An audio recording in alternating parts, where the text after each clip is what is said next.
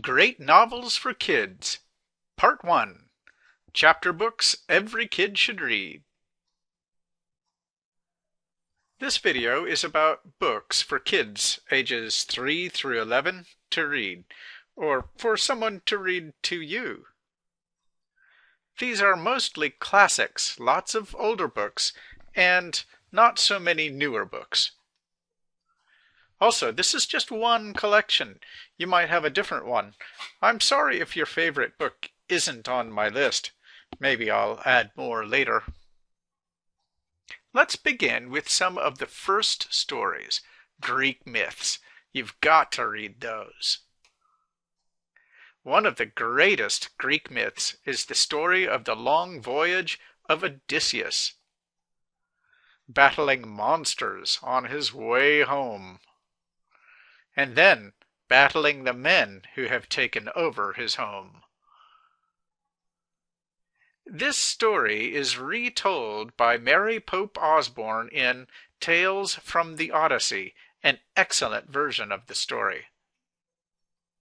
There are many other famous myths in other books, such as Dahler's Book of Greek Myths, and Heroes, Gods, and Monsters of Greek Myths by Bernard Evslin.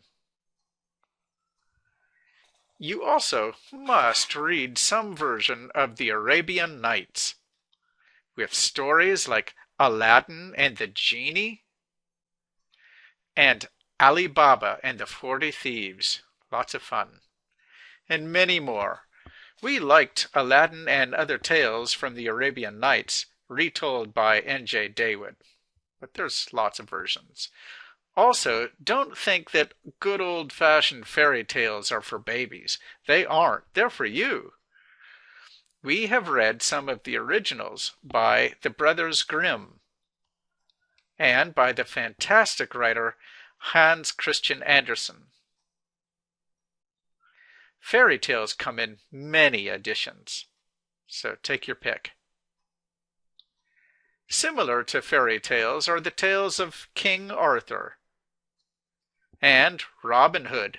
You should read about them, of course. Next, let's talk about some funny books. In England, a mathematician who used the name Lewis Carroll wrote Alice's Adventures in Wonderland, often called Alice in Wonderland, in which Alice falls into a deep hole, into Wonderland, where she meets all sorts of weird and funny characters. Later, Alice returned in Through the Looking Glass and What Alice Found There, where she travels across a huge chessboard land and meets more weird and funny characters. A funny storybook by Rudyard Kipling, a famous writer, is Just So Stories, which tells about how the elephant got his trunk, for example, and how the camel got his hump, and other such stories. You may not know about the writer A. Milne, but haven't you heard of his son, Christopher Robin? And I'll bet you've heard about Winnie-the-Pooh. He's a very funny bear of very little brain. Another funny book is by Richard Atwater called Mr. Popper's Penguins. The odd Mr. Popper turns his house into a playground for his pet penguins. Another funny family book is by Eleanor Estes called The Moffats, which tells funny stories about Sylvie, Joey, Janie, and Rufus Moffat and their mama. Beverly Cleary wrote many books about her characters in Portland, Oregon. Characters like Henry Huggins and his friend, Ramona Quimby, and her big sister Beezus. They're all fun.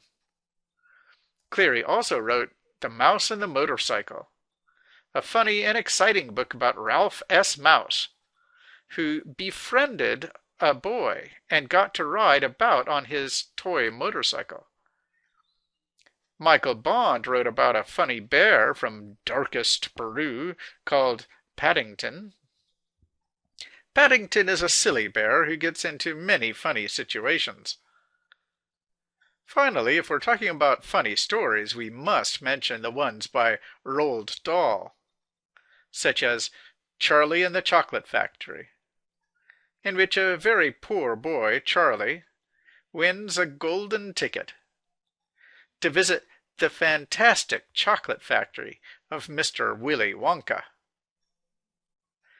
Dahl has many other very funny books, like Matilda and the BFG, which we greatly enjoyed.